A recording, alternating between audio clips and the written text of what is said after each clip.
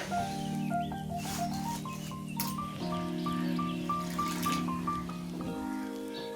Everyone, আজকে তোমাদের সাথে আমার মর্নিং রুটিন শেয়ার করব। তো আমার সকালটা শুরু হয় আগের দিন রাতে ভেজানো মেথি, মৌরি আর জিরা ভেজানো জলে কিছুটা লেবু আর মধু মিশিয়ে খেয়ে নিই।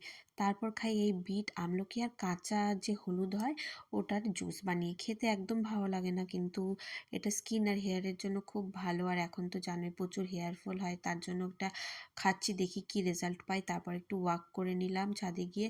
তারপরে যে ফটাফট ব্রেকফাস্টটা তৈরি করে নিলাম, কারণ হাজব্যান্ড তাড়াতাড়ি অফিস যাবে। হাজব্যান্ড অফিসের জন্য বেরিয়ে গেল আর মাম্মামও উঠে পড়লো। তারপর ওকে ফ্রেশ ট্রেশ করিয়ে ফিট করিয়ে আবার ঘুম পাড়িয়ে দিলাম, যেহেতু আজকে ঠান্ডা ঠান্ডা পড়েছে। মাম্মাম বেশ ঘুমোচ্ছে অনেকক্ষণ ধরে। তারপর আমি একটু চা খেয়ে নিলাম। শীতের দিনে একটু চা খেলে ভালোই লাগে বেশ। তারপরে ও মামামের যত বোতল আর পাম্প আছে সমস্ত কিছু স্টেরিলাইজ করে নিলাম, ভালো করে ওয়াশ করে। এরই মধ্যে স্নান টান করেছে দেখি মাম্মাম উঠে চুপচাপ খেলা করছে, কোনো কান্নাকাটি কিছু নেই।